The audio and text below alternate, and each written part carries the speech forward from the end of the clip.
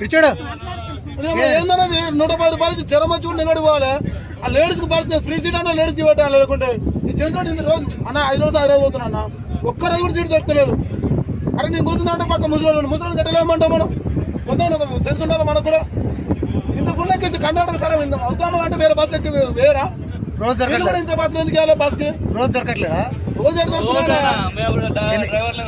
ఎన్ని గంటలు పడుతుంది పోవడానికి బస్సు? అరే నార్మల్ టైం లో గంట పోయేది బస్సు అన్నప్పుడు 2.5 గంటలు పడుతుంది. ఏడ లేడీస్ చేయబోతే ఆడ ఆపాలి మరి ఇల్లు కూడా.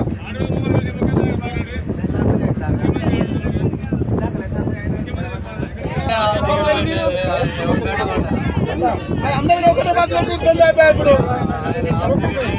లేడీస్ కి లేడీస్ సపరేట్ బస్సు పెట్టాలి. సీట్లు దొరకట్లేదు దాదా. పబ్లిక్ చూసే బాగా ఫ్రీ బస్సు పెట్టి ఎందుకు పెట్టి